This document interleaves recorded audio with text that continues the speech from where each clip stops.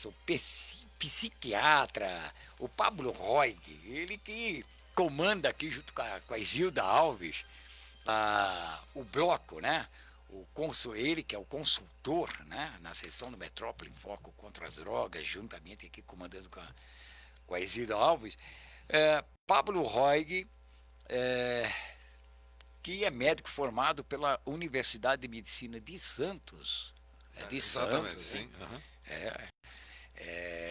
Tradicionalíssima, uma faculdade bem tradicional ali, né? Fez especialização em psiquiatria pelo Instituto Italiano, é isso? Do Hospital Italiano, de Hospi- Buenos Aires. Hospital Italiano em Buenos Aires. Uhum. Ah, tá. Bom, o Buenos Aires é Argentina, né? Depois eu pergunto para ele que para quem ele torceu no último sábado. Teve Fluminense e Boca Juniors.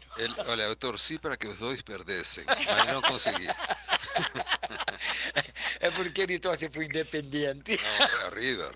Pro River. Olha só. Em 85, o doutor Pablo ele fundou a clínica Greenwood, né? Que é lá na região de Itapecerica da Serra. Exato. Né? Aham. E, bom, eu vou deixar até aqui. Ele também é escritor, hein? Ele é autor do livro aí, Mitos e Verdades sobre Drogas. E é isso aqui nós vamos conversar e explorar bastante. Bom, antes de mais nada, e ele está aqui o currículo dele é extenso, viu? É extenso mesmo. Aí eu vou falar um pouco também de Raul Afonso, né? E hoje ele vai fazer aí uma análise aí das eleições acontecendo na Sim. Argentina, Aham. né? Que parece que deu uma reviravolta agora. Olha, deu uma reviravolta baseada em toda a corrupção que os kirchneristas estão fazendo nas eleições, né? Tem todo um processo extremamente irregular que, como não tem uma justiça muito bem organizada na parte eleitoral na Argentina, estão permitindo que se façam coisas absurdas, né? Por exemplo, você pega um ônibus lá e no ônibus o bilhete diz assim: agora você paga 80, se o Milei ganhar vai pagar 800. Não, Quer dizer, a isso sim, propaganda. isso, propaganda. Ele distribui dinheiro, assim, que foi dinheiro que inclusive pegou aqui com a ajuda do Brasil, e uma coisa que chama La Platita, e fica dando dinheiro para as pessoas. Então ele comprou votos de uma maneira absurda, e principalmente no norte da Argentina. O Milei é um cara muito inteligente, muito bem preparado na economia, mas meio radical, então todo mundo está um pouco de medo dele também. Mas está se colocando muito mais medo do que ele realmente representa, porque ele representa a ruptura do sistema. O sistema kirchnerista é um sistema de uma roubalheira fora do comum. E uma corrupção horrorosa, e o narcotráfico está realmente organizado, e Massa é um dos caras que organiza o narcotráfico na Argentina, né? Então a situação está péssima. Eu vi aí que deu uma reviravolta, quem estava ali, que ele não estava nem apontando nas pesquisas, de repente agora está com 4% a Milei, mais, né? Milei, quer dizer, Milei é um cara que começou na política há 2 anos. É Ele é muito novo, novo, é muito novo na política, então ele não tem todos os vícios da política. E isso também fez com que ele se enganasse em muitas coisas, como por exemplo entrar com ideias radicais, né? E as pessoas se assustam com isso, né? exato. E é usado pela oposição, mas ele é extrema direita, digamos, aquela centro-direita, que é a Patrícia Certo. Bullrich, uma pessoa não tão bem preparada. Então, por isso que ele percebeu muito isso nos debates. Era uma pessoa que não Exato. tinha. Então, ela acabou perdendo muito voto. Mas agora estão juntos, a Patrícia Bullrich com o Milley. Vamos ver o que vai dar. Mas está empatado. Tá Está empatado. empatado. Bom, passar aqui para ele, eu dei aqui um bom dia para ele, né? E já emendamos a coisa. E Ingrid Bergman, Ingrid Bergman. Sua mãe, que Casablanca. você sempre cita, que ela era tão linda quanto era em Casablanca. Sim. É que minha mãe parecia muito com Ingrid Bergman. Era muito parecida. A mãe era linda, então, hein? Linda. Porque ela Ela era uma mulher muito e bonita. Casablanca foi Inesquecível. inesquecível. Esse Né? filme eu já devo ter visto umas 20 vezes. Tem algumas coisas que marcam, né? Sim, sim. Casablanca, outro que me marcou também, um filme que me marcou muito, foi Cinema Paradiso. Sim. Ah, Esse é outro que eu vi várias vezes e choro todas as vezes que eu vejo. não é verdade? Olha, eu começo a chorar no começo do filme, porque já sei o que vai acontecer. Já sabe o que vai acontecer. O final E do a filme música é uma música é, fantástica. Ennio Morricone. Ennio Morricone. Tudo de Ennio Morricone é bom. É E o ótimo. final do filme é uma coisa Por isso, o assim. final do filme é lacrimógeno. É. Bom, daqui a pouco. Olha, é bom conversar com isso aí, porque a gente dá uma quebrada. É. Isilda Alves, nossa jornalista, radialista, também aqui, comanda aí esse quadro aí, Metrópole contra as Drogas. É só na luta, né, Isilda? Bom dia. Bom dia, é só na luta, mas com esperança. E eu gostaria de fazer uma pergunta ao Dr. Pablo, que eu conheço há muito tempo, trabalhamos muito tempo juntos, fizemos uma grande campanha, estamos juntos aqui na Trianon. E sempre eu tive uma curiosidade, doutor, porque a sua especialidade na medicina, que é psiquiatria, mas especializada no tratamento da doença mais difícil de se enfrentar por todas as deficiências, né? O senhor fez essa escolha e se dedica desde 1975, quando começou lá na Argentina, no Canadá. Então eu pergunto ao senhor, o que o motivou a se dedicar a essa doença que ainda é desconhecida e pouquíssimos psiquiatras conhecem? Por Isilda, eu entrei na residência de psiquiatria e o que eu percebi? Que dentro do tratamento psiquiátrico muito pouco se fazia pelos dependentes químicos que na época eram mais alcoólicos, né? A cocaína ainda não tinha entrado no seu furor, então os usuários de maconha geralmente não consultavam, se usavam algumas anfetaminas, barbitúricos, mas o grande público que nós tínhamos era de usuários de álcool. E o que eu percebia? Que os tratamentos eram cronificantes, porque o paciente chegava, fazia uma desintoxicação, nesse processo se transformava no melhor paciente do setor de psiquiatria, porque não estava delirando, não estava nenhuma dessas coisas, e então se dava alta para o paciente. Uma semana depois, ele já estava bebendo tudo que bebia quando foi internado. Então o que se fazia simplesmente era uma desintoxicação, inclusive falha, porque nem se esperava o tempo necessário para que esse corpo se recuperasse. Então começamos com éramos residentes, com outro residente que era o Carlos Sousa Coelho, que é um hondureño, um cara brilhante, e foi até candidato a presidente de Honduras e quase ganhou, na verdade. Mas ele e eu começamos a fazer um trabalho baseado em tentar entender o que era essa doença chamada alcoolismo. Na época não tinha praticamente nada, tinha alguns especialistas que nos ajudaram, como Ferrari Berruno, mas também não tinha muito conhecimento. Fui até os Alcoólicos Anônimos, porque eu conheci o fundador de Alcoólicos Anônimos, que era pai de um amigo meu, e me levou para um grupo fechado. E aí eu vi que alguma coisa poderia ser feita pelos alcoólicos. Não era aquilo que nós pensávamos que fazíamos e que era absolutamente ineficiente.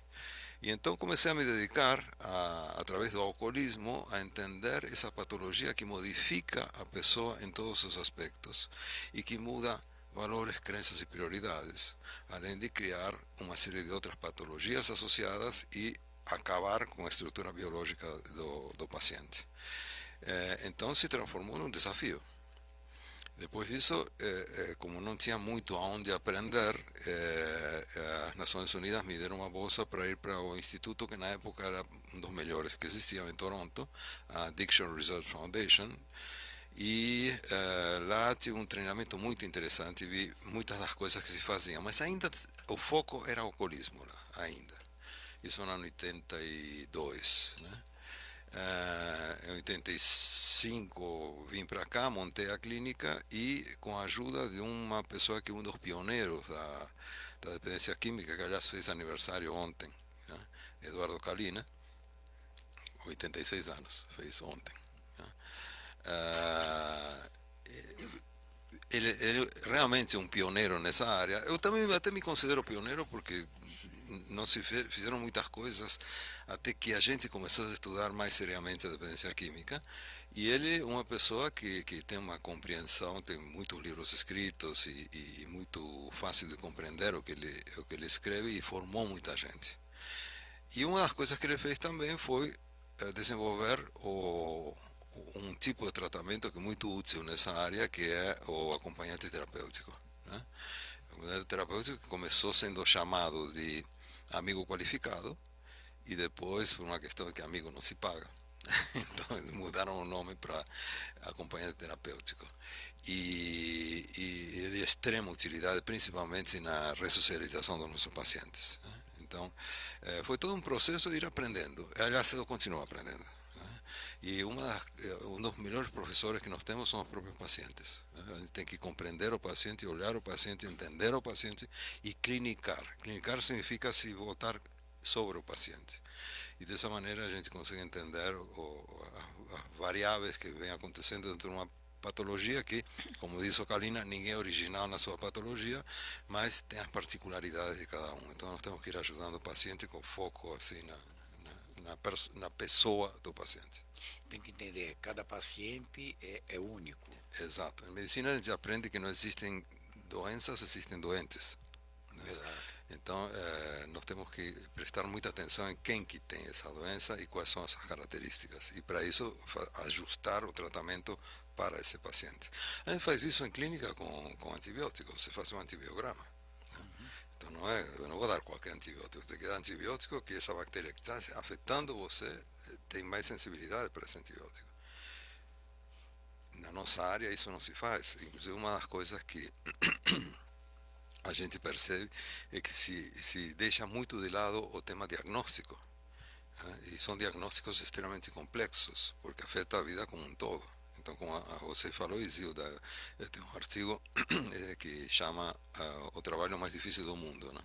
Que é o trabalho com dependentes químicos. E é interessante, doutor, porque o que o senhor está dizendo nos leva aqui a um diagnóstico da situação hoje do tratamento de drogas no Brasil, onde assim é assustador a gente constatar que não é o médico que decide o tratamento para o paciente, e sim o governo. O governo diz, é tal internação e é por um tempo determinado. Gente, quer dizer, é ignorar que é uma doença. Ou estou errado? Não, ignorar que é uma doença e ignorar a complexidade dessa doença, né? Você vê muitas soluções que estão baseadas em respeitar o direito do paciente, quando esses pacientes já perderam o direito, quando tem uma dependência já grave, onde mudaram todo o seu esquema valorativo, todo o esquema de prioridades, a prioridade é a droga, né? E onde o cérebro já está de tal maneira complicado que não consegue medir consequências. Então essas são pessoas que se manejam com uma área do cérebro que é muito mais evoluída num réptil do que no ser humano, que é a zona límbica mesencefálica, né?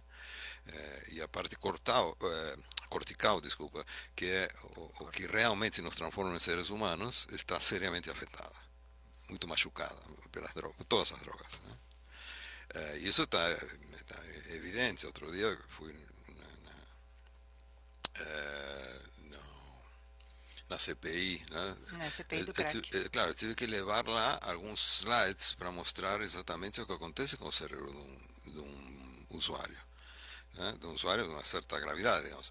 Então, não adianta se usarem métodos que não observam esse dano cerebral que o dependente químico tem.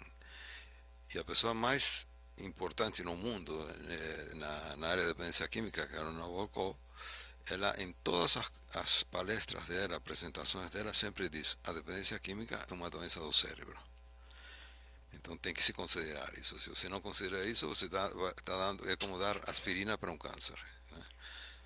E foi interessante, o doutor Pablo foi o psiquiatra, dos dois psiquiatras ouvidos pela CPI até agora, e uma observação de um dos deputados foi muito pertinente, porque os médicos queriam falar, na verdade, foram os que tiveram menos tempo, e assim, os dois juntos. Então, veja, ainda não, a impressão que passa pelo relato das mães, e nós estamos falando, Pedro, da maioria da população.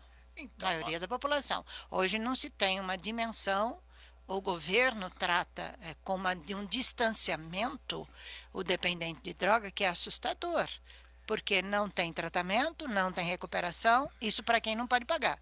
E a rede pública diz assim, se ele quiser. O dependente de droga pode escolher se ele quer ou não tratamento, doutor Pablo? eu Olha, só queria só emendar sim, o que ela está falando, porque é o seguinte, nós temos na nossa lei, nossa lei ela contempla, né, uma coisa chamada a pessoa incapaz. Então, o menor de idade é um incapaz, pessoas com doenças mentais são incapazes, ou seja, incapaz é todo aquele que não tem mais o discernimento, né, para a sua vida.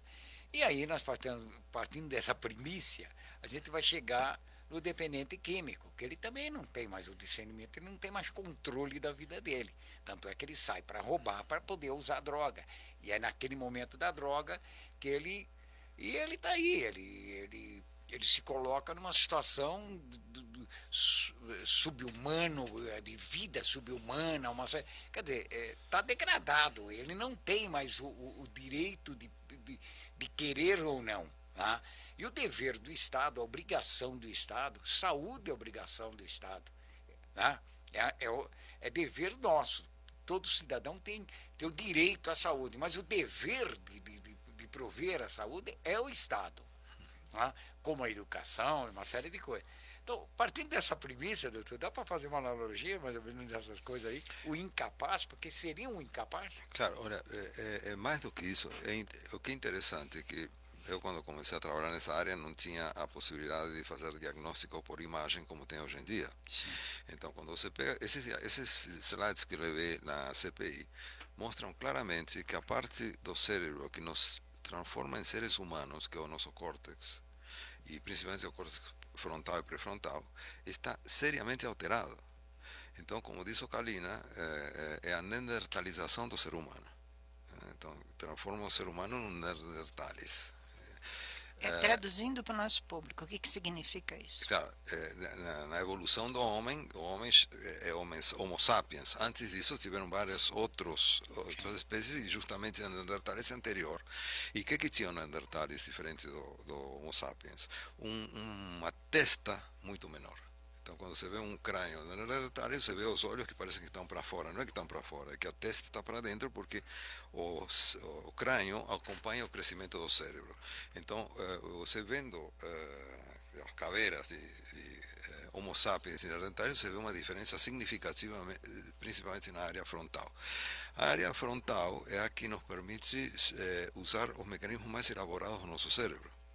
Inclusive, uma das coisas mais importantes, se antecipar as situações, criar, medir consequências. Então, se eu elimino essa parte do cérebro e estimulo a parte do cérebro, que é a parte da impulsividade, eu me transformo num ser altamente impulsivo. E o que é impulsividade? É não medir consequências. A gente atua usando o pensamento, e o pensamento serve para separar impulso de ação.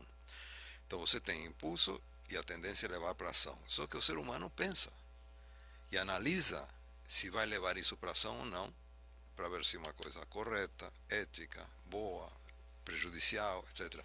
E se for negativa, você evita esse ato. Não é o que acontece com o dependente químico. Eles entram numa compulsão à repetição, eles vão repetindo o seu contato com a droga e entrando num processo de perdas progressivas que às vezes terminam na perda da própria vida. Então, fazendo uma comparação para o público entender, é mais ou menos como um suicídio a longo prazo. E o que é interessante é que se você pega um suicida, você não deixa ele se matar, apesar que ele quer se matar. Então você não respeita a vontade do suicida, mas se respeita a vontade do dependente químico de entrar nesse processo de suicídio progressivo e lento. Então, por isso está tudo muito mal organizado nesse sentido. E é por não conhecer o que significa a dependência química. Não se conhece. Tem muita gente estudando isso. Eu estou muito vinculado, assim, uso muito os trabalhos deles porque eles têm dinheiro que eu não tenho. Né? Então, do NIDA. O NIDA é o National Institute of Drug Abuse, que é o Instituto Nacional de Abuso de Drogas, que é desde meu ponto de vista, o lugar científico mais importante do mundo, presidido por Nora Volkov, e que é uma brilhante, né? Uma pessoa que dedicou sua vida a isso. E todos esses trabalhos vão mostrando exatamente o que acontece com dependência química. Então, eu não sei por quê, porque está à disposição, entrar na internet, está à disposição das pessoas. Sim, Porque as pessoas que têm alguma coisa a ver com essa doença não se informam, pelo menos. Não vou dizer que se formem, que já é mais complicado, mas pelo menos que se informem. Que vejam o que estão fazendo com pessoas que não têm capacidade nenhuma, como se incapazes, não têm capacidade nenhuma de tomar as decisões, porque a decisão que eles tomam é sempre a da prioridade, e a prioridade é a droga. então, nós vemos aqui, entra de 4 em 4, não falo nem de 4 em 4 anos, de 2 em 2 anos, chega aqui os especialistas de plantão. Então nós temos os nossos técnicos tecnológicos, os tecnocratas, todo mundo de plantão aí que tem a solução milagrosa para a solução, porque essa questão das drogas, ela assola, não é só a cidade de São Paulo, o estado, o país, mas assola o mundo inteiro. Tá? E se a gente deixar isso como política pública, na verdade, isso aqui vira uma política de governo. Eu uso isso para fazer um palanque eleitoral, né? E isso é muito bem visto, né? Porque, olha, eu vou resolver um problema crônico, crítico, e sabendo que não vai ser solucionado. Aquilo nada mais é porque angariar votos. Doutor, eu acredito, pelo menos, que nós deveríamos ter um plano de Estado e não um plano de governo. O plano de governo é aquele que é a campanha eleitoral. 4 anos de governo, acaba aquilo, o outro que entra fala, bom, não é desse jeito, é do meu jeito. E não vai resolver também, porque em 4 anos você não soluciona. Você pode começar um trabalho, por isso que tem que ser um plano de Estado. Isso tem que virar assim. É uma lei, quem entrar vai ter que dar continuidade e assim em diante. Certo? Mas ouvir especialistas. Olha, isso é importante. O que você falou, Pedro, é extremamente importante. Por quê? Porque é só ver a realidade. Né? Pelo fato de não ser um plano de governo, um plano de Estado, estamos há 30 anos com a Cracolândia. Né? Então, ninguém conseguiu resolver isso aí. Por quê? E porque não tem continuidade. E outra coisa que é importante é o tema da saúde mental. A saúde mental está muito descuidada. Né? O próprio diretor da OMS, quando, no meio da pandemia, falou, olha, prestem atenção, porque vai ter uma quantidade enorme de problemas psiquiátricos e não tem orçamento mundial, né, para lidar com esses problemas. Então já começamos por aí. A dependência química é praticamente uma especialidade à parte. Sim. E pelo fato de ser uma especialidade à parte, tem muito menos orçamento ainda.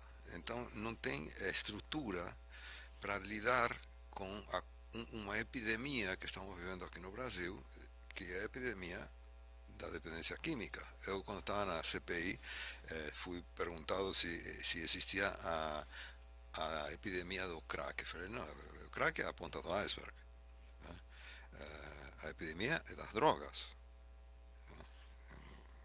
Não, o crack é, digamos, o último estágio, mas aqui as crianças começam a usar drogas com 10, 11 anos de idade. Né? E não se faz prevenção primária, nem secundária, o único que se faz é prevenção terciária. Só para explicar, na primária seria, por exemplo, vacinação. Então, se você vacina, você não pega a doença, então anterior à doença. A secundária é no começo da doença. Então, um câncer, você pega no comecinho, você tem cura. Exato. Terciária é quando já está instalada a doença. Lamentavelmente, nós trabalhamos sempre em prevenção terciária. Sempre o paciente, quando chega para a consulta, em média, fazem mais de 10 anos que ele começou a usar. É por isso que nunca tem dinheiro, né? Porque se Sim. vai pela primária, consegue pelo menos gerir. A primária você consegue, por isso, mas a primária precisa de um compromisso muito grande. Né? compromisso das escolas, das famílias, né? Acompanhamento dos filhos, saber onde que o filho está, saber qual é a ideologia do filho, quais são os valores que são passados para esse filho, etc. Então ele vai saber se proteger de uma doença que é progressiva. E talvez até experimente alguma coisa, mas sabe que em casa isso é proibido. Então os pais não vai fazer mal para os pais e as escolas estão atentas a isso. Então vamos ver que se um aluno começa a ter alterações no seu desempenho escolar, chama e vê o que está acontecendo. Exato. Não se faz. Isso não se faz. Então quando chegam os pacientes, para nós, por exemplo, geralmente são pacientes no mínimo de 25 ou 30 anos. Né? Então, e que começaram com 15, 14, e às vezes antes disso. Né? Então, você vê que existe um processo de negação da família, da sociedade, aí entra os colégios, teriam que ter uma participação, estar perto dos alunos, conhecer intimamente o seu aluno. Os pais têm que participar da vida dos filhos, têm que saber onde eles estão, o que eles veem na internet, quais são os seus amigos, quais são os seus hobbies, tem que saber. Essa é a função da família. E geralmente o que nós vemos é aqueles pacientes que chegam e que foram, de alguma maneira, as famílias talvez não sabem muito bem como fazer isso às vezes. Né? Então você pega muitas mães que são solteiras, tem que cuidar de um filho, tem que trabalhar para mantê-lo e o filho está na rua. E se é em bairros mais desfavorecidos, sabe quem é o ídolo desse cara? O traficante. O traficante, né? Né? Então esse é o problema. Então tem todo um problema social por trás. E a gente nota que vocês falaram aqui em dignidade, né? O problema das promessas. Eu me lembro que no discurso do governador Tarcísio de Freitas, um discurso forte na Assembleia Legislativa, no 1º de janeiro, ele falou: dignidade, temos que tirar, não podemos ser coniventes com o que acontece em Cracolândia, as pessoas amontoadas em Cracolândias. Só que o que nós estamos vendo é que as pessoas continuam amontoadas em Cracolândias e com uma violência cada vez maior pela impunidade e pela falta de assistência médica. Eles continuam na rua. Quantas pessoas, doutor Pablo, um único dependente químico pode prejudicar? Olha, tem um prejuízo que é direto, que é para a família, né? E as pessoas mais próximas. Mas tem um segundo prejuízo que é para a sociedade como um todo. Então vamos pensar uma pessoa que está guiando um carro alcoolizada, né? E que atropela uma família. Né? Então, quando eu falei estava falando com o Ivan. O Ivan do Naida. Sim, do Naida, né? O Ivan Montoya, e eu comecei isso, eu acho que mais ou menos umas 10 pessoas, né? Falaram, não, olha, o estudo que nós fizemos, cada dependente químico afeta 25 pessoas. Direta ou indiretamente, né, na verdade, porque aí você entra no trabalho, então tem um prejuízo na parte profissional, e vai, né, se ampliando, e realmente são muitas as pessoas prejudicadas. Agora, você falou de dignidade, Zilda. Olha, eu acho que não, às vezes se confunde a dignidade com ou a falta de dignidade com a falta também de liberdade da pessoa fazer o que quiser. E não é bem assim. Né? Então, por exemplo, a pessoa que está na Cracolândia é uma pessoa indigna, não tenha dúvida nenhuma. Ele esqueceu a dignidade há muitos anos. E, lamentavelmente, como tivemos aquele episódio daquele adolescente que teve um problema por estar no albergue, né, junto com homens e com adultos, aí não se preservou a dignidade dessa adolescente. Né? Eu, por exemplo, na nossa clínica, eu não posso internar adolescentes nem crianças. Tem que ter um sistema separado, específico, etc. Aqui não está se preservando isso aí. Não está se cuidando isso aí. Pelo menos a informação que eu tenho, não estão cuidando disso aí. Não, Então não está se não cuidando da está. dignidade da pessoa. Não está. Né? Se eu tenho uma filha adolescente que eu sei que está colocada num albergue, eu não sei exatamente em que lugar ela estava, junto com adultos, usuários de drogas, que às vezes perdem também a condição de analisar seus atos, então são extremamente impulsivos. E Ela minha filha estava no está Hub, que é o centro da Prefeitura e do Estado. Ela estava internada no Hub. Estava no Hub, sim, No por isso. Hub. Sim, eu sei, mas eu acho que não era no hospital ainda. Não, Né? não, era no Hub, que substituiu o Caratode, Ah, e sim, onde por eles isso. mantinham. Agora há notícias de que depois que o Conselho Regional de Medicina foi acionado pelo Ministério Público, agora eles separam os doentes, os Claro. dependentes. Mas a informação que está no boletim de ocorrência é que ela estava dormindo num quarto há 15 dias, onde estavam duas dependentes e também um dependente químico aguardando a transferência. O Hub alegou que o quarto era todo de vidro e que havia toda uma infraestrutura. O fato é que menor não pode ser tratado onde tem maior. Isso está no Conselho Regional de Medicina, no Conselho Federal de Medicina. Exatamente, é isso. Aham. Agora parece que tem uma separação. Mas, enfim, o fato, doutor, é assim: existe um grande desconhecimento e a gente vê no próprio Ministério da Saúde não há um empenho de de transformar isso realmente numa doença que se trate. Nós estamos com uma epidemia, mas completamente desconhecida e sem nenhuma ação de nenhum tipo de governo. Claro. E o que mais assusta é o desespero das mães. Hoje a gente colocou na, no nosso, na nossa sessão aqui na Metrópole, assim, o medo, a indignação e a revolta de quem mora naquela região que tem Cracolândia. Eles viraram reféns. Eles perderam todos os direitos.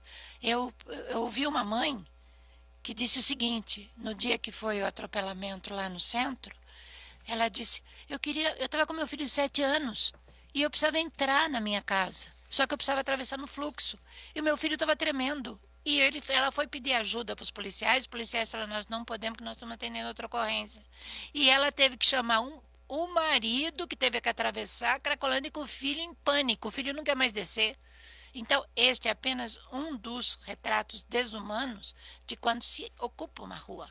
E ali isto é frequente. Hoje teve uma denúncia no nosso Metrópole em Foco de que lá junto com 2.000 dependentes, segundo os moradores comerciantes, conversei com muitos, ontem eu estive lá na Cracolândia, e eles disseram, Isilda, aqui tem criança à noite.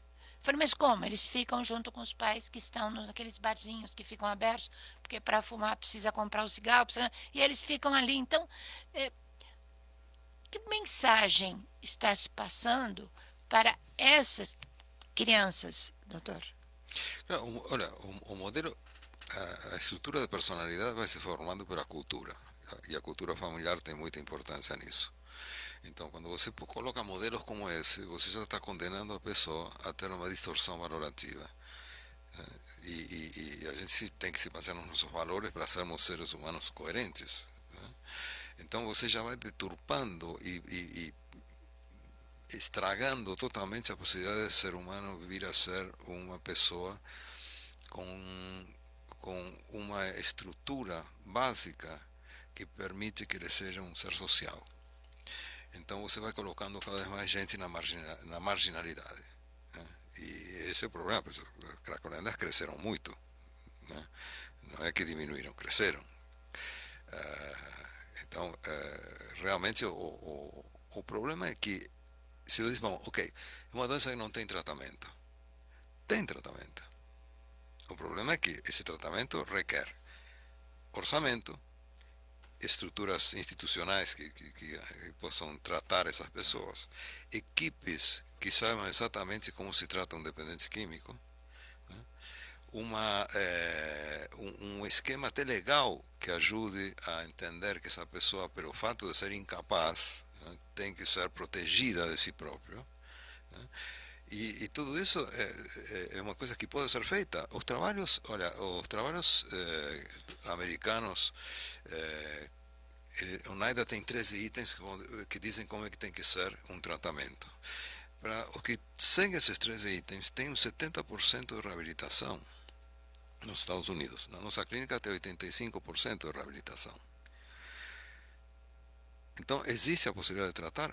Claro que existe. Mas, evidentemente, o tratamento tem que estar de acordo com a doença. Doença complexa, tratamento complexo. Senão, como disse anteriormente, como dar uma aspirina para um câncer.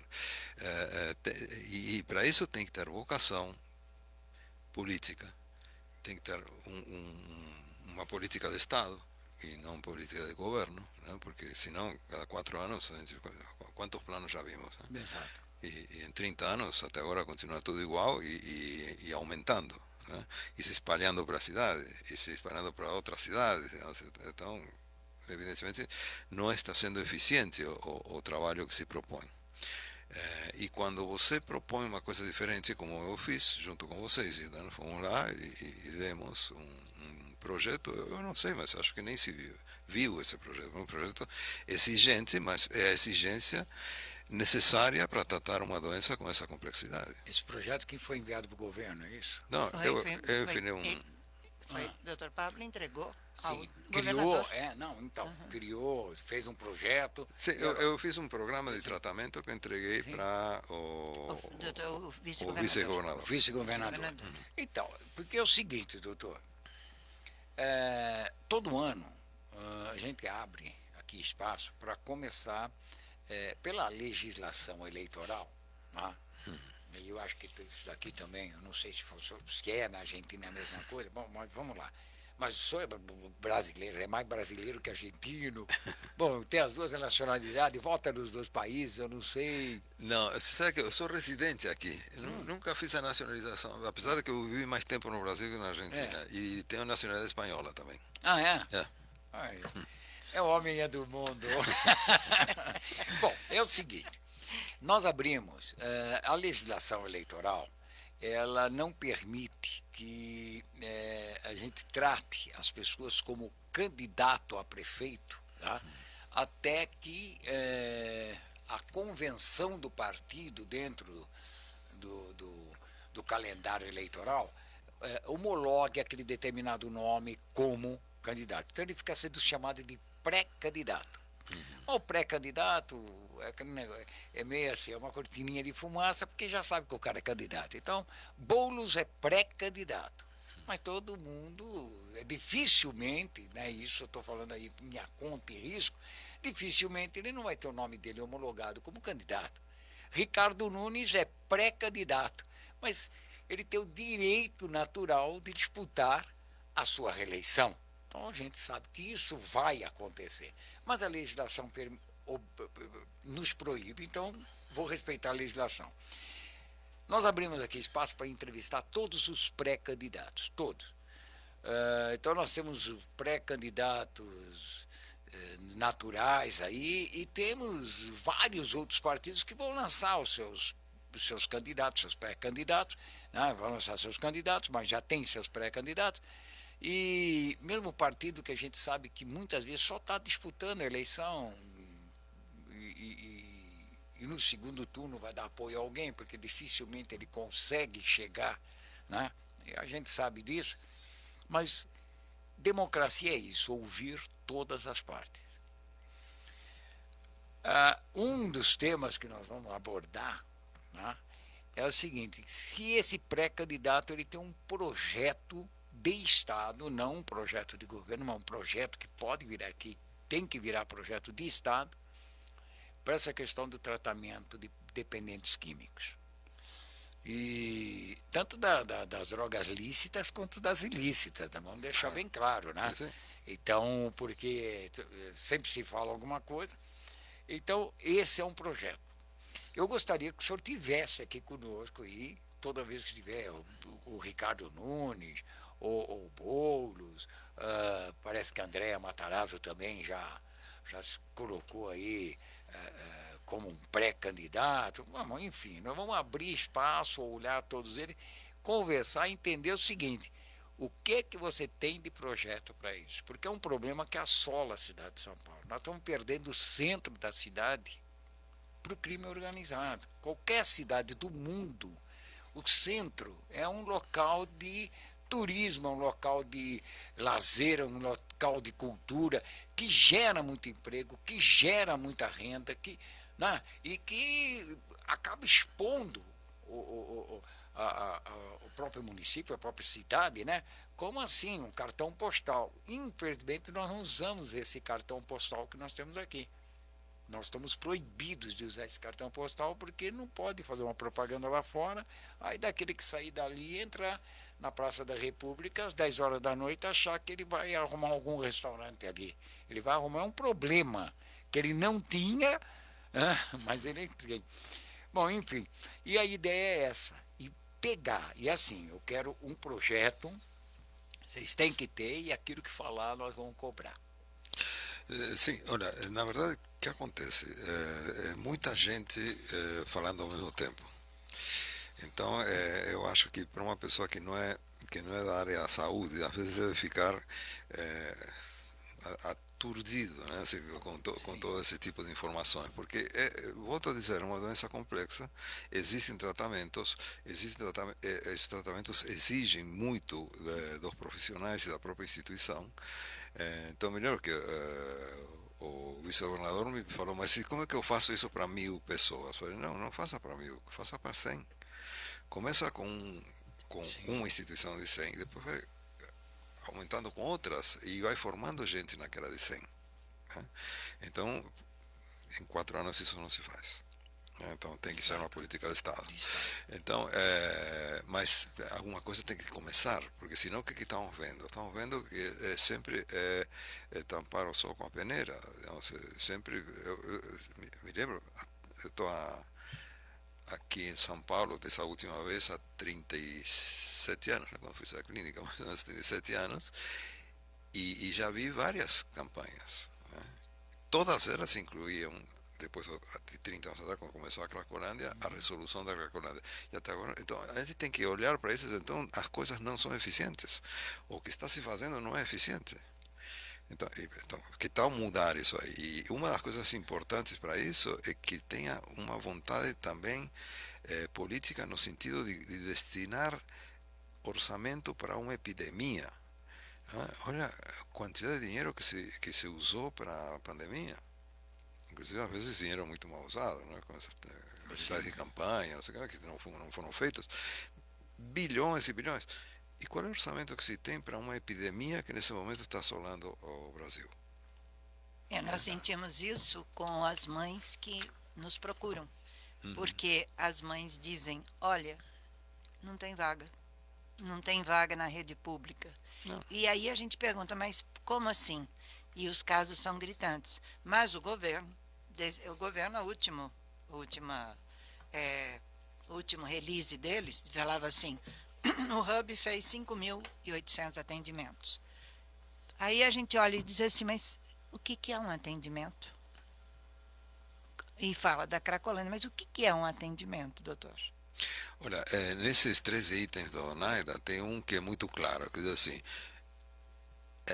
desintoxicação não é tratamento e faz muito pouco para manter a abstinência do paciente. Mas eu me refiro especificamente à palavra atendimento. Atendimento Então, o vamos que é? imaginar que se faça um É, atendimento que seja uma consulta e se diga à pessoa, olha, você tem que parar de usar, isso, que a pessoa vai entrar por um ouvido e sair pelo outro, a aham, pessoa procura droga, não procura ou algum benefício do atendimento, mas não procura abstinência, porque sim. não é porque sejam más pessoas, é que eles não conseguem viver sem a droga.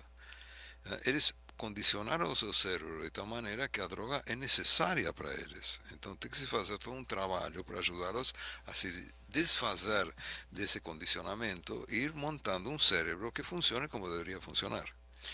Então, digamos, um atendimento tem que estar acompanhado de um projeto de reabilitação. E o projeto de reabilitação tem que ser o tratamento da doença de dependência química, das doenças associadas às comorbidades, da orientação familiar, da ressocialização. E, e com isso você tem grandes chances de que essa pessoa possa voltar a ser um ser social, né? Porque nesse momento são seres antissociais. Mas se nós temos somente 1.000 vagas para internação, o que significa esse atendimento? Olha, lamentavelmente eu acho que nem essas 1.000 vagas têm um programa efetivo. Então Sim, não é adianta. verdade. Se fossem 1.000 vagas com programa efetivo, eu diria fantástico. Né? Pelo menos estamos começando com alguma coisa. O que se tem notícia é que são internações, por exemplo, se vai para uma casa de passagem que eles estão usando, a última informação que eu tive a semana passada, é assim: o rapaz estava no crack, Aí não tinha recurso, foi ao hub, foi indicado para ir numa casa de passagem porque não havia vaga nas clínicas. E ele ficou um mês. E foi, acabou, até logo. Então, que tratamento é esse, doutor? Olha, para você recuperar, só para ter uma noção de tempo, para você recuperar funções cerebrais, no mínimo, para começar a ter um pouco da atividade cortical, que é essa parte do cérebro mais sofisticada, você precisa de 4 meses de abstinência, no mínimo. Para você recuperar o cérebro e quase funcionar em forma altamente eficiente, é 1 ano e meio a 2 anos de abstinência. Então, qualquer projeto que não observe para esse tipo de pacientes que já tem uma gravidade, porque já modificaram o seu funcionamento cerebral, que não ajude a que a melhor arma para atacar essa doença é o tempo de abstinência. A neuroplasticidade, o cérebro se reorganizando por um mecanismo que chama neuroplasticidade. E precisa dessa abstinência de 1 ano e meio a 2 anos para poder voltar a funcionar de uma maneira coerente. Mas como é que a pessoa consegue ficar todo esse tempo sem Então, uso de drogas? De que se- forma? então, vamos lá. Se eu dou uma internação de um mês e a pessoa ainda está funcionando com impulsividade e sem medir consequências, o que vai acontecer com ele? A recaída. Esse é o problema. Então, você, quando pensa em dependência química, para ver se a pessoa está reabilitada, aí um trabalho que nós fizemos na clínica, são 5 anos de acompanhamento. E aí você, bom, aí se reabilitou. Isso quer dizer que nunca vai. Não, pode ter uma recaída, mas está estruturado. Né? Então, Já se tem você faz. consciência, né? Claro, Já porque o começa a ter uma córtex. plena consciência de que eu posso recair, mas eu não quero isso. Quer dizer, ele já pode responder por ele. Mas o Exato. que Por que quê? Porque significa? recuperou a parte do cérebro E que recupera. pensa. Mas, doutor, Recupera. Porque para ficar claro, desculpa, mas ficar claro, o que é necessário para o acompanhamento desse paciente? Esse paciente entra, fica um mês, depois ele fica sem estrutura. O que que é necessário para convencer, para fazer com que o dependente químico entenda que ele tem uma doença e comece a aceitar as recomendações médicas? Isilda, tem que ter um cérebro que consiga interagir com a pessoa que está tratando esse paciente. Um exemplo é um paciente nosso, você conhece bem, que até o 4 mês de internação, ele fez de tudo para não se tratar. No 4 mês ele começou a entender, talvez isso me faça bem. Então, foi o tempo que levou o cérebro dele para ter um pouquinho de atividade cortical. Depois precisou muito mais tempo. Mas para você ter um interlocutor, tem que ser uma pessoa que entenda o que você está falando. E como é que vai entender uma pessoa que se maneja com a impulsividade de um usuário de crack? Onde ele está pensando o tempo inteiro, está numa consulta pensando, está demorando muito, preciso voltar lá para pegar crack. Então, como é que você vai fazer com uma pessoa que ele realmente tem uma possibilidade de reabilitação se você não dá o tempo da abstinência? E o tempo da abstinência, na maioria dos casos, tem que ser feito através de uma internação, voluntária ou involuntária, tanto faz. Mas tem que ser uma internação a longo prazo. E a pessoa aceita o tratamento? Por que, que a internação involuntária, que está na lei, ela não é cumprida no Brasil, na rede pública? Porque existe uma má compreensão dessa lei. Porque não se respeita essa lei. Está previsto na lei que pode ter internações involuntárias e aqui se considera como internação involuntária uma violação do direito de ir e vir. Só que esses pacientes, o direito de ir é para a Cracolândia. Isso que as pessoas não entendem. E não porque sejam más pessoas, é porque tem um cérebro condicionado para procurar dopamina, que é a substância que a cocaína libera, que o crack libera, né? E que as pessoas, quando estão muito baixas de dopamina, entram num desespero com uma pessoa que está há 3 semanas sem comer. E que então está desesperado por alguma coisa para comer. Bom, eles se sentem assim. Então não é problema de serem bons, maus, ou, não. É problema que o cérebro deles está de tal maneira deformado na sua função que eles colocam como prioridade a obtenção de dopamina, que já nem obtém mais, porque já queimaram receptores, é uma questão biológica, né? Mas nem tem mais. Mas eles vão sempre à procura dessa dopamina porque as pessoas precisam de dopamina. Tem um americano que fala que tem três coisas na vida que são importantes para a nossa sobrevivência: água, comida e dopamina. Doutor, o senhor falou aí, há essa grande confusão, né? Confusão não, a falta de interpretação da lei, né? Que a lei fala É claro, a lei é clara. em interação involuntária, São né? duas leis que falam sobre isso. E de repente aí vem aqueles defensores do direito de ir e vir. Esse direito de ir e vir também não é o meu direito de ir e vir. Isso é Porque, evidente. veja bem, mas no meu direito de ir e vir, eu estou sendo atacado por aqueles defensores do direito de ir e vir, daquele que não tem mais consciência. Aquele que vai me atacar, quer dizer, aí eu entro com a responsabilidade do Estado de começar a entender qual é o seu direito e qual é o meu direito. Nós temos. Tem que ser alguma coisa, uma via de duas mãos. O seu direito é o mesmo que o meu e o meu é o mesmo que o seu. Eu não posso simplesmente colocar aquilo como uma certa desculpa. Então, hoje você não consegue mais andar numa Cracolândia porque o direito de ir e vir deles impede o meu direito de ir e vir. E o Estado não dá tutela para mim, mas dá tutela para os caras ali. Entendeu? Não acho que sejam marginais, coisa alguma. São pessoas doentes, todo Claro. doente tem que ser tratado. Aqui não, como o senhor falou logo no início, que falou, é um suicídio A longo prazo. a longo prazo. E a gente sabe também que na nossa lei diz o seguinte, que o suicídio é crime. E se o senhor vê alguém tentando cometer um crime e nada faz, o senhor é tão criminoso quanto a pessoa.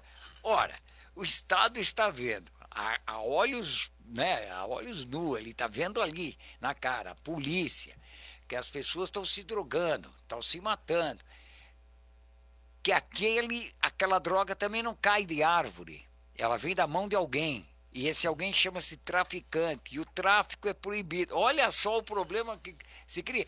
Quer dizer, existe uma omissão muito grande de fazer o seguinte: a gente finge que está resolvendo e nós vamos empurrando com a barriga. Quem está do lado? A polícia vai olhar, sabe que lá está tendo. A droga está rodando, veio de alguém, mas nada pode fazer, porque o Estado aqui, a secretaria, alguém aqui, proíbe, vocês não mexam lá para que isso não crie uma confusão maior. E assim vai indo. Então, eu acho que é o seguinte, aí tem um bando de criminosos que não está pagando a pena que deveria pagar. Mas a mais justiça. do que isso, Não, mais do que isso, mais ou é menos mais do que ou isso. menos isso que a gente Pedro, está só olhando. um detalhe. Dentro da Cracolândia do centro, há 140 agentes do Hub ficam lá, que são pessoas que, na verdade, deveriam estar buscando essas pessoas para tratamento. Eles estão com aventalzinho branco e tal. Só que, segundo os moradores e segundo os comerciantes que moram nessa região, que estão nessa região, essas pessoas ficam paradas e aguardando que o dependente chegue lá e fale assim: olha, eu preciso de ajuda. Então, veja, mas eles estão vendo, eles são da área de saúde. Então, agrava exatamente isso. E um dado que eu recebi ontem, nesse final de ano, o centro de São Paulo, que era o mais procurado pelas cidades do interior, 25 de março está lotada, porque os ônibus do interior vêm para fazer as compras, mas a Santa Efigênia, que é o maior polo de venda de computadores, celulares, produtos eletrônicos, enfim, não tem ônibus. Não está vindo gente de São Paulo, não está vindo gente do estado de São Paulo e de outros estados. Então, nós temos um esvaziamento, um prejuízo, e interessante, porque quando chega na delegacia e alguém é pego roubando, o delegado diz, mas ele é doente, eu não posso prender. Agora, Ué, eu doente, recebi... mas não pode ser internado?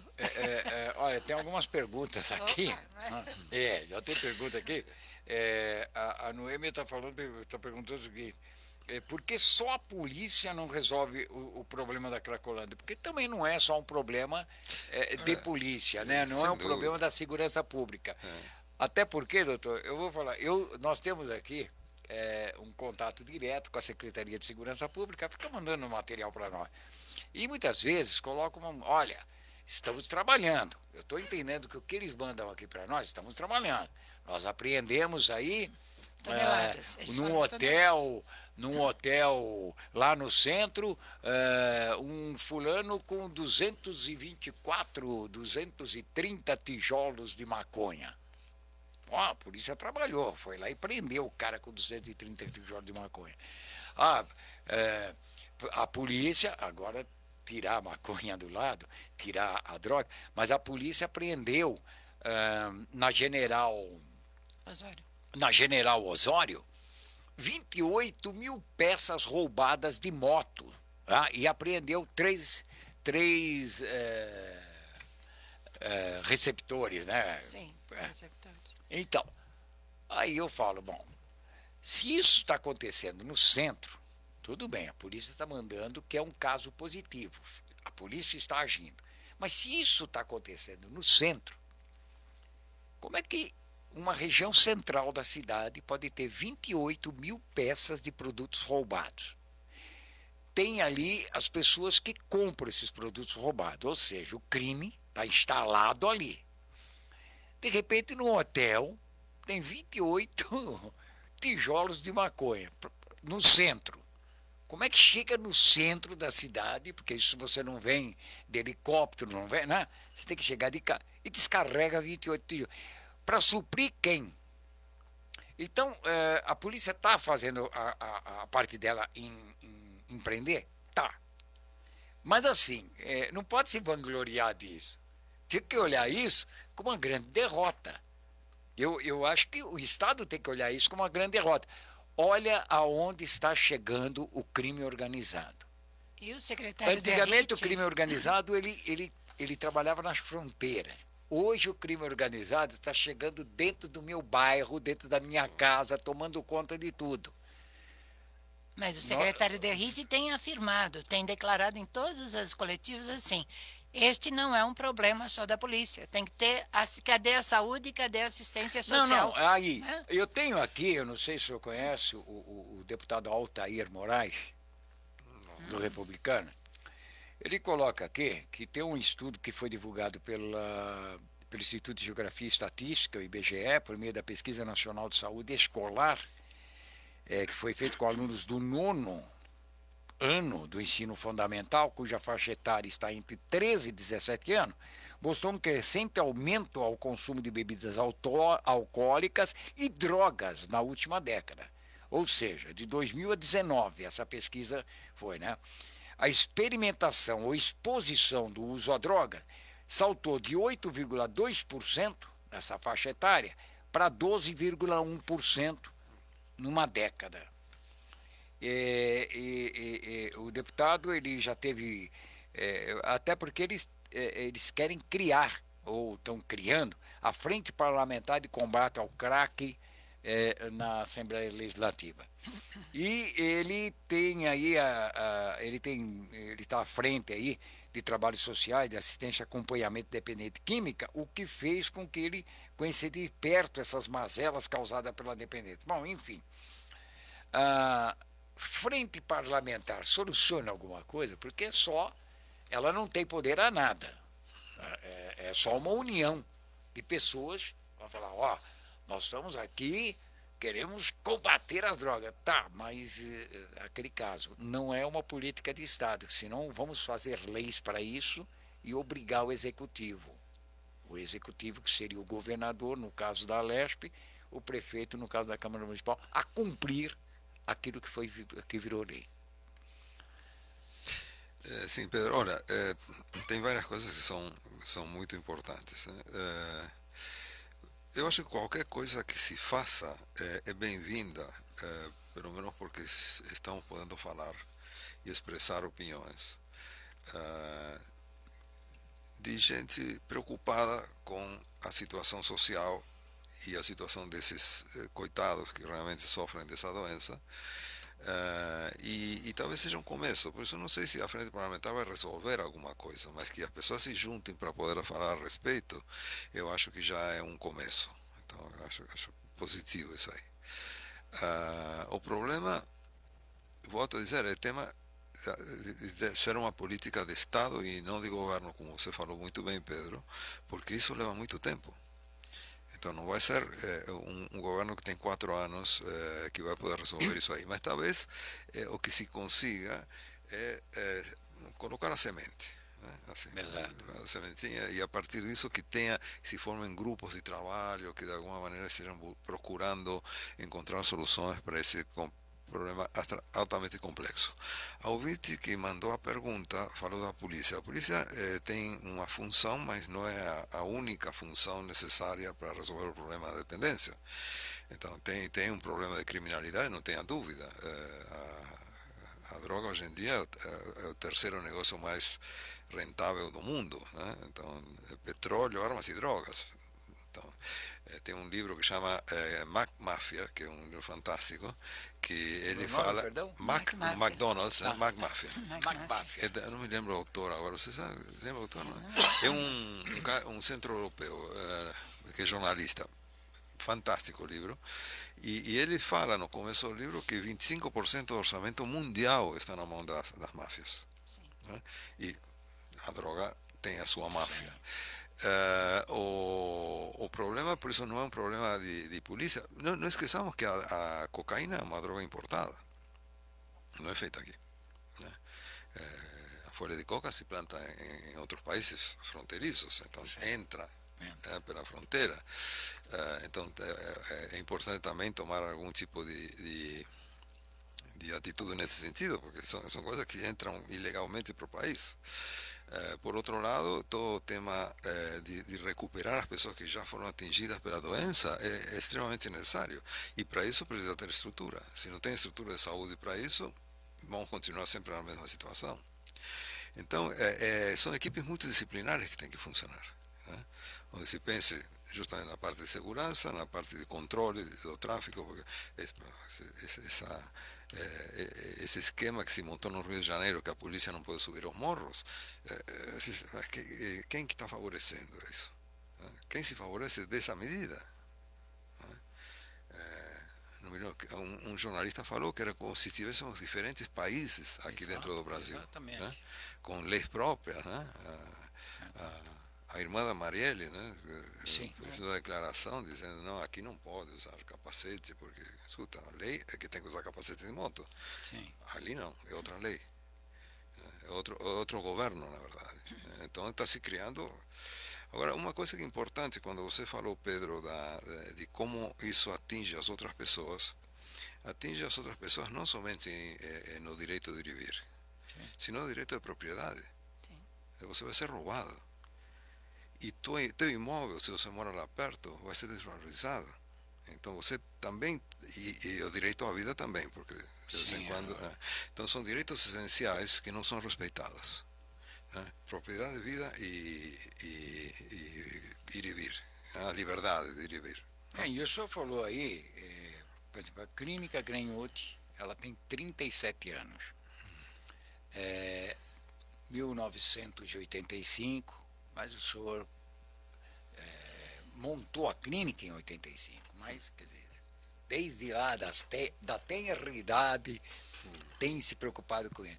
Eu lembro que a gente tinha, eu nasci em São Paulo, estudei em colégio público, e nos colégios públicos, antigamente iam delegados, agentes, né, da polícia, fazer palestra sobre droga. Eu lembro lá que eu tive uma que eu guardei até hoje. Orlando Rosante, era um delegado do DEIC, que ele foi falar sobre drogas, ele explicava como ele foi falar sobre droga. E isso daqui, o senhor falou aí de Homo sapiens e Neandertal, eu sou o Neandertal. Tá? Os Homo sapiens vieram depois de mim. Então eu sou uma pessoa muito antiga e eu lembro que o grande problema era a maconha. Né? E o pipoqueiro que vendia maconha. Né? O coitado do pipoqueiro que não podia ficar na frente da porta.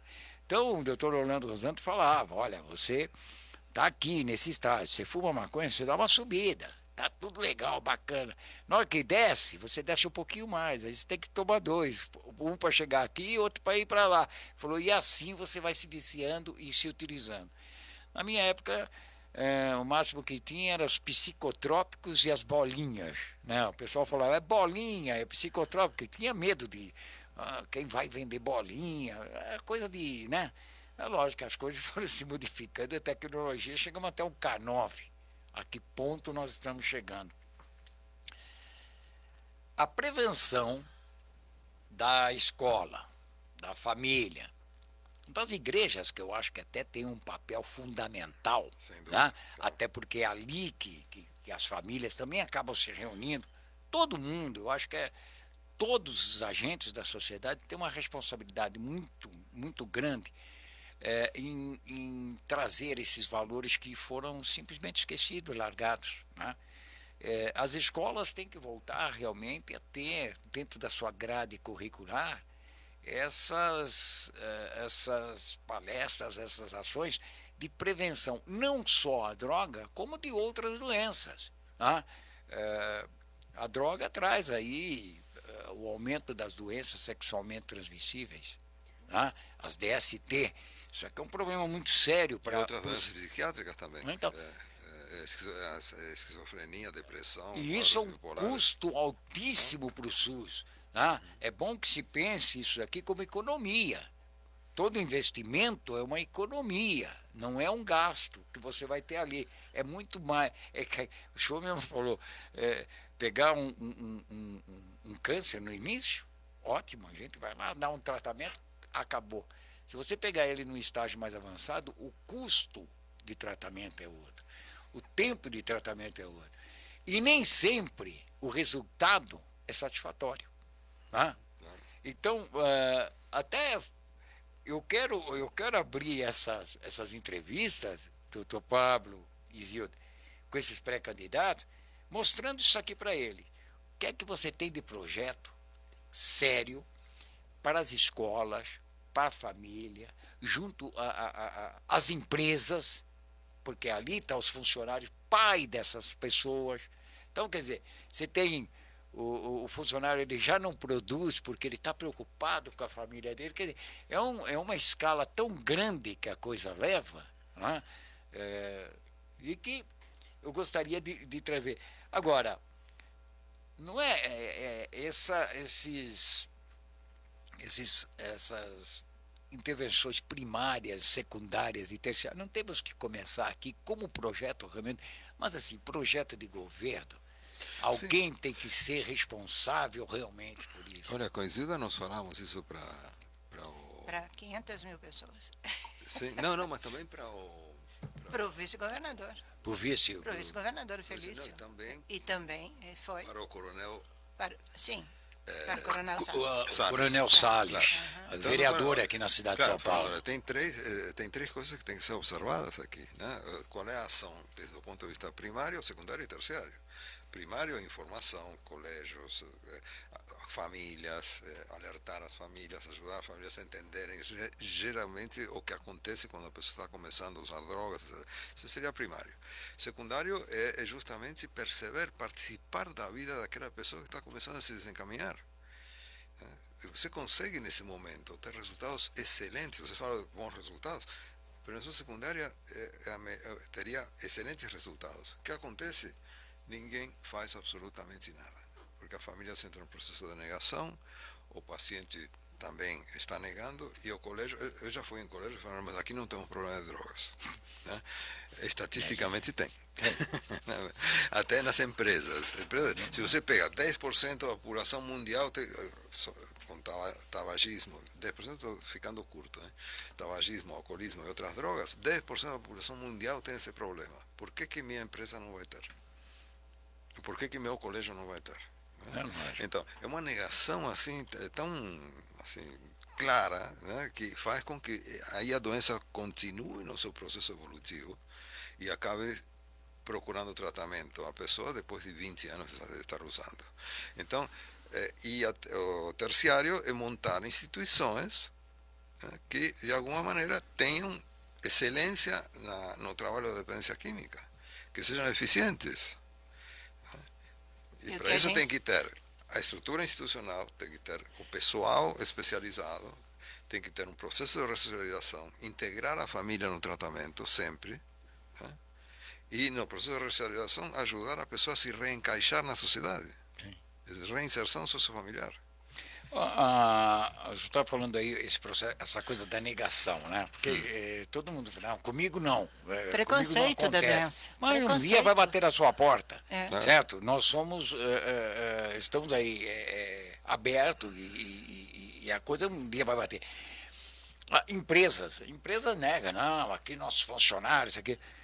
Deu um aumento, me corrige se eu estiver falando o nome errado. Deu das pessoas que estão com burnout. Burnout, sim. Burnout. As empresas começaram a ter que afastar seus funcionários. E o custo de afastar ficou muito alto, porque às vezes o funcionário fica afastado 3, 4, 5, 6 meses, um ano. Se tratando, a empresa tem que manter, e quando receber o funcionário, não, ele tem que ter a estabilidade, porque não pode ser mandado embora.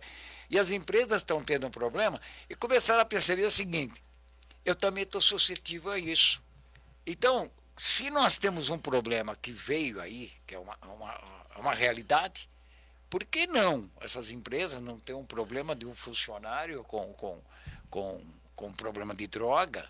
Ele está lá, ele está trabalhando, mas ele não está produzindo o que ele deveria produzir. Muitas vezes é importante que a empresa entenda aquilo, porque ela vai ajudar na produção, ela vai ajudar na melhoria, até no desempenho da própria empresa. E fica até simpático, a empresa está preocupada com a saúde física e mental dos seus colaboradores. Olha, em Toronto eu tive a oportunidade de me preocupar com isso, porque eles tinham uma relação com as empresas, a Foundation, né, que é uma instituição da província de Ontário, e eles faziam o tratamento. E numa época os sindicatos meio se opuseram a isso, com uma ideia meio de como vocês vão fazer um tratamento de uma pessoa, ou induzir uma pessoa a se tratar. Até que morreu uma pessoa do sindicato, e aí então eles se aliaram à Foundation e começaram a fazer um programa que é muito interessante. Era muito interessante. Como é que era? Primeiro, quando o que você tem que detectar na empresa é quando a pessoa começa a ter alguma alteração na sua produtividade, por exemplo, na sua pontualidade, o que seja. E aí o supervisor, ele não pode chegar e dar um diagnóstico, porque ele não é médico, nem psicólogo, Sim. nem nada. O que ele faz? Fala para a pessoa: olha, está acontecendo isso com o teu trabalho, então vai falar com recursos humanos. Em recursos humanos se faz uma investigação para ver se realmente isso tem a ver com drogas, álcool, ou está separando da mulher, ou tem um problema financeiro.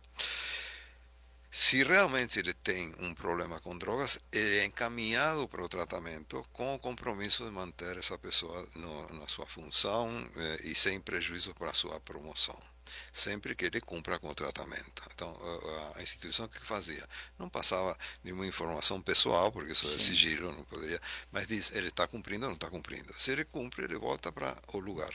Isso era de extrema eficiência, tanto que todos os sindicatos passaram a adorar esse programa, e eles eram as pessoas que mandavam os pacientes para a Foundation. E se recuperava essa pessoa, e se recuperava a produtividade, porque quando falamos do prejuízo para os outros, um empregado que está sob efeito de drogas também provoca um prejuízo para a empresa como um todo. Exato. Né? Então são programas que são eficientes, só que ninguém aplica. Esse é o problema. Nós conversamos aqui com o Ricardo Patá, dos sindicatos comerciais, que tem um trabalho assim sensacional. Né? Começou com um trabalho junto aos filiados do sindicato, hoje ele tem um trabalho de prevenção, né? Um trabalho de prevenção ao consumo de drogas, listas e ilícitas, né? E, como ele falou, olha, não está só para os associados, só para a nossa categoria. Hoje está aberto ao público. A gente quer o seguinte: o que nós podemos fazer e que outros sindicatos abracem isso. Por quê? Porque são 500 mil, né, aqui em São Paulo. Aqui em São Paulo só em são 500 São mil. Paulo, o sindicato, não é Não é o a GP. União. É o sindicato, são 500 mil associados. 500 mil. Falou, imagina o seguinte: essas pessoas têm sua família, que tem pai, tem mãe, tem irmão. o problema, às vezes, não é com eles, mas é com a família. A produtividade deles está sendo afetada, porque a preocupação, a chateação, uma série de coisas estão acontecendo que tira o foco dele ali. Falou, qual é o trabalho do sindicato? É melhorar. Nós temos que o quê? Nós olhamos pro trabalhador, mas não podemos baixar a cabeça para a empresa, porque de uma forma ou para outra, se a empresa não tiver faturamento, esse trabalhador amanhã vai para a rua. Sem dúvida. Claro. Então, quer dizer, o prejuízo é para todo mundo. Tá? Eu achei assim, o trabalho deles ali fantástico, o Ricardo Patá, não sei se o senhor conhece. Ricardo Patá é presidente do Sindicato dos Comerciários do Estado de São Paulo e que, inclusive, Ele está é presidente aguardando também da União Geral dos Trabalhadores, que é a maior unidade. Mais de 12 milhões. Exato, e que está aguardando, continua aguardando a resposta do governador. Também. Que ele está aguardando Eles porque... estão aqui no centro da cidade, Exato, o sindicato e ele no fez centro, uma carta há um mês e nem o governador nem o prefeito respondem. A única coisa que ele quer é o seguinte: ele, em nome de todos os sindicatos, dos 500 mil eleitores que ele representa, dizer, por favor, as pessoas que estão na Cracolândia precisam de tratamento. E ele não teve resposta até hoje. Esse é um grande aliado. Eu gostaria que o senhor conhecesse ele, que a gente pudesse sentar, porque é uma pessoa que... Ele viajou agora, foi para a ONU, né? Ele foi, junto com o presidente, ele foi Lula, chamado pelo ele foi Lula para ir à ONU. À ONU. E, assim, é impressionante a preocupação que ele tem de levar isso para toda a população, tanto que ele criou dentro do sindicato o atendimento gratuito, que é a orientação da família é gratuita, porque hoje, não, mas tem a rede pública não atende gratuitamente, assim, se eu chego lá e, enfim, olha, eu estou com um problema, mas hoje não tem psiquiatra, a senhora volta daqui 5 dias, ou no dia seguinte, eu não sei, mas enfim, mas precisa conversar, e hoje o que a gente vê na rede pública, e até queria perguntar para o senhor se é o correto, é o seguinte: quando se chega numa unidade de saúde, hoje, com um caso de dependência de drogas, primeiro que a pessoa já está destruída. Já para procurar atendimento, ela já está destruída. E segundo, que ela não vai conversar com o médico, ela vai começar conversando com uma assistente social. Eu não entendo isso. Não é o médico que ela devia que ouvi-la primeiro? Não entendo. Olha, existe uma grande confusão justamente nessa patologia, porque muitas vezes não é considerada uma doença. Esse é o problema. Olha, o livro do Jelinek sobre alcoolismo é de 1950 e pouco. E o título do livro é O Conceito de Doença do Alcoolismo. Agora, a mesma coisa, se o álcool existe desde o começo da humanidade, né? Já Noé tomou seu primeiro fogo quando chegou Baco, né? Com o vinho, o álcool, né? Sim, tomou. E aí os filhos um cuidou do outro, negócio, né? Tem toda a história bíblica. Senhor que Rômulo e Rêmulo não, né? Porque a loba, não, a loba era leite.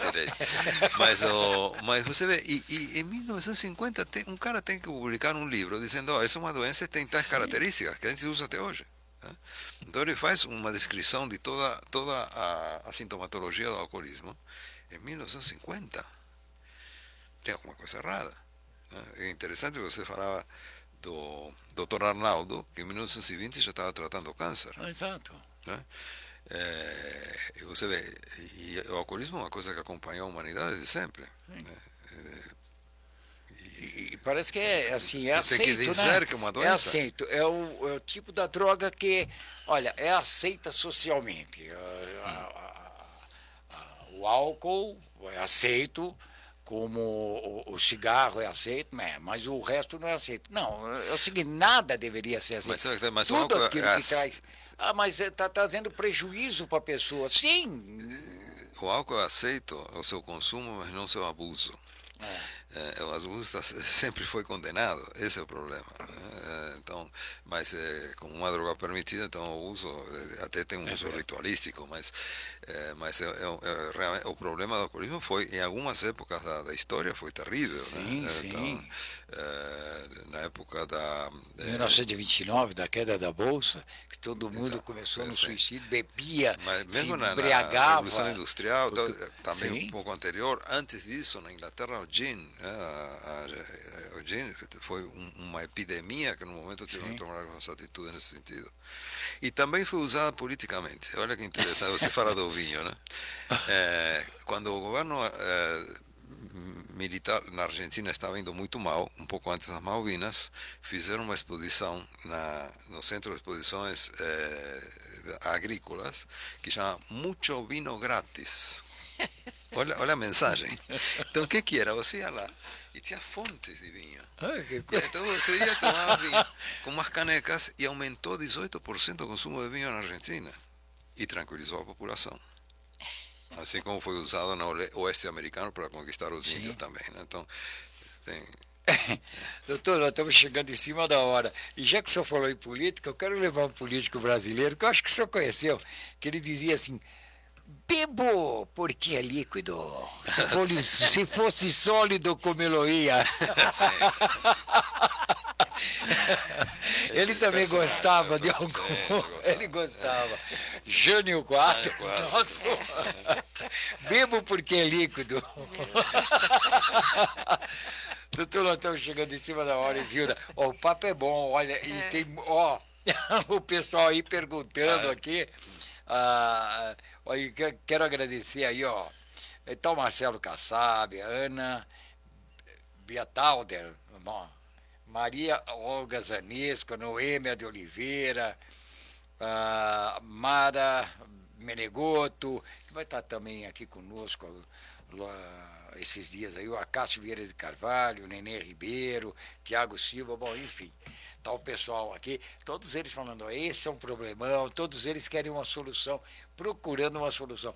Olha, fazer isso aqui, abrir o espaço, sim. Ano que vem é ano de eleição aqui na cidade de São Paulo. Nós estamos falando num município com 12 milhões e meio de habitantes, é quase que um país, na verdade, maior que muitos países aí, e que nós temos um problema que assola. E se fechar os olhos, certamente só vai aumentar. Nós não temos como diminuir, achar que a coisa vai acabar sozinha, não. Tá?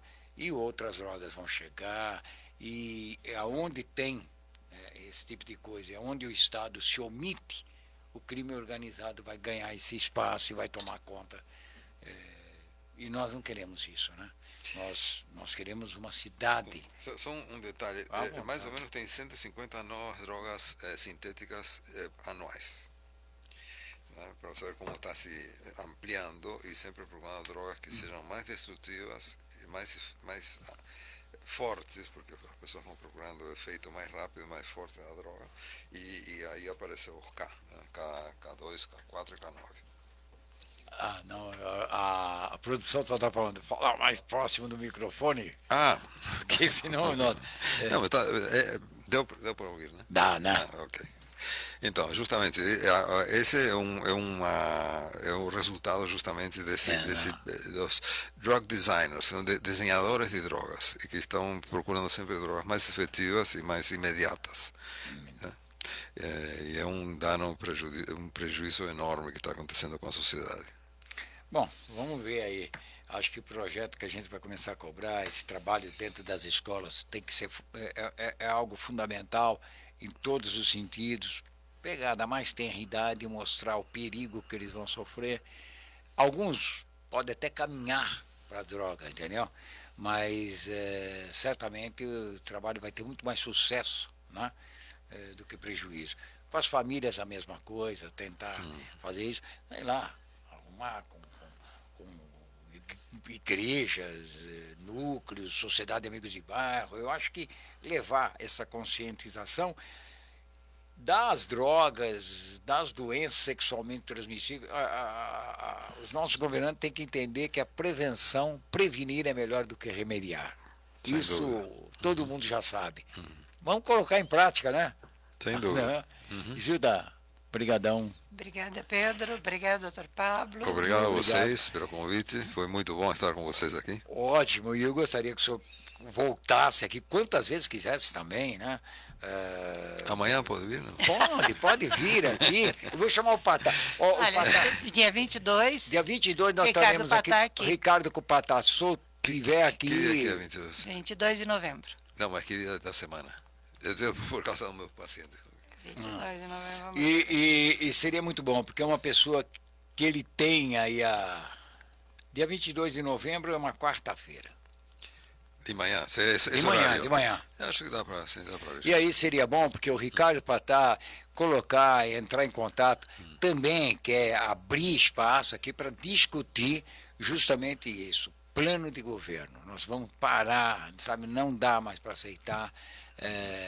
Plano de Estado. Não dá para ficar aceitando. Olha, eu tenho uma ideia. Não tenho uma ideia. Nós temos que ter. O problema está aí. Nós temos que tentar uma solução. Então, e outra coisa, ouvir especialista não adianta, sabe? Esse pessoal de plantão não adianta, tá certo? E vamos lá. Tá ótimo. Doutor, muito bom, muito obrigado pela participação. Eu que agradeço. E olha, depois eu vou lhe passar todas as perguntas aí dos sim, internautas. Eu respondo, sim. Que é bom Com todo responder. prazer. Tá bom? Gilda, muito obrigado e voltamos amanhã, ok? Olha, Obrigada, terminando o doutor. Metrópole em Foco de hoje, lembrando que esse programa tem o oferecimento de Sicredi, que é a primeira instituição financeira cooperativa do Brasil. E agora aí você vai ficar com toda a programação da Rádio Trianon e nós, Metrópole em Foco, amanhã, discutindo a cidade que nós queremos. E, mais importante que isso, também discutir uma cidade que nós não queremos, ok? Tchau!